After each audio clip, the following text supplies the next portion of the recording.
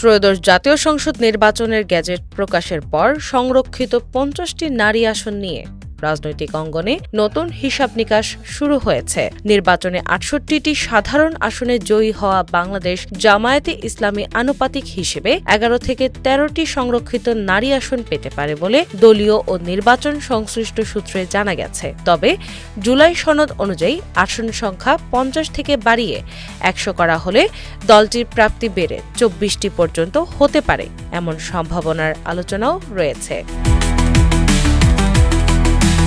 দলীয় সূত্র বলছে, সম্ভাব্য প্রার্থীদের নিয়ে নীতি নির্ধারণী পর্যায়ে প্রাথমিক আলোচনা শুরু হয়েছে। আলোচনায় রয়েছেন দলের আমির ড শফিকুর রহমানের স্ত্রী আমেনা বেগম, যিনি অতীতে সংসদ সদস্য হিসেবে ছিলেন। এছাড়া নায়েবে আমির সৈয়দ আবদুল্লাহ মোহাম্মদ তাহেরের স্ত্রী হাবিবা রহমান এবং কেন্দ্রীয় প্রচার সম্পাদক মতিউর রহমান আকন্দের স্ত্রীর নামও শোনা যাচ্ছে।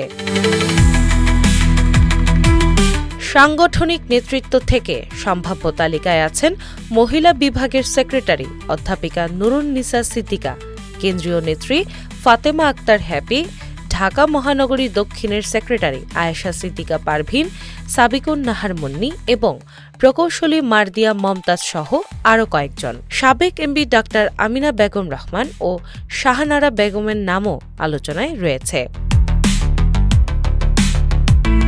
নিয়ম অনুযায়ী নির্বাচিত সংসদ সদস্যরাই সংরক্ষিত নারী আসনের জন্য ভোট দেবেন। একক প্রার্থী হলে ভোটের প্রয়োজন হয় না, একাধিক প্রার্থী হলে ভোটাভুটির মাধ্যমে সিদ্ধান্ত হবে। একটি আসন পেতে কমপক্ষে ৬ জন এমপির সমর্থন প্রয়োজন। দলীয় সহকারী সেক্রেটারি এহসানুল মাহবুব জুবায়ের জানিয়েছেন, সংসদের প্রথম অধিবেশন বসার পর আনুষ্ঠানিক আলোচনা শুরু হবে এবং কেন্দ্রীয় নির্বাহী পরিষদের বৈঠকেই চূড়ান্ত সিদ্ধান্ত নেওয়া হবে।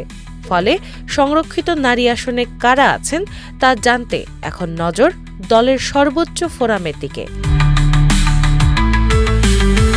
দিনা ইসলাম, বাংলা বাজার পত্রিকা।